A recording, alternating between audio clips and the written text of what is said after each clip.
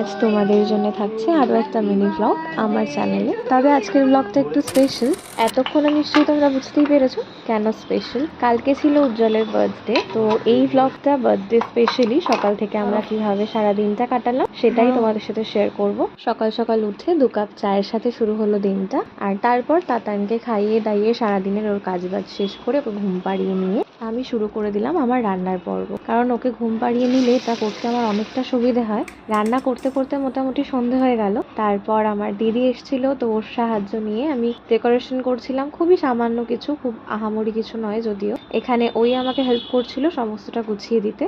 আমরা যতই বড় হয়ে যাই না কেন, জন্মদিনটা মনে রেখে যদি কেউ সামান্য কিছুও করে সেটাই আমাদের কাছে অনেক বেশি স্পেশাল হয়ে যায়। তো আমি সেই রকমই সামান্যই কিছু করার চেষ্টা করেছি আমার সাধ্য মতো। আর এখন তো আমাদের জন্মদিনগুলো আমাদের আরো বেশি স্পেশাল লাগে তাতানের জন্য।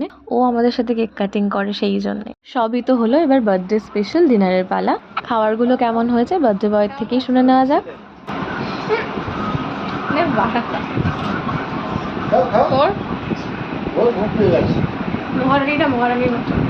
তোমরা তো শুনলেই কেমন হয়েছিল, আমারও বেশ ভাল লেগেছে। সাথে ছিল পায়েসও, বার্থডে স্পেশাল বলে কথা, পায়েস না হলে হয়। এইভাবেই সিম্পলি কালকের দিনটা আমাদের খুব ভালো কাটলো। আর চিকেনের রেসিপিটা থাকছে নেক্সট ব্লগে, অবশ্যই স্টে টিউন।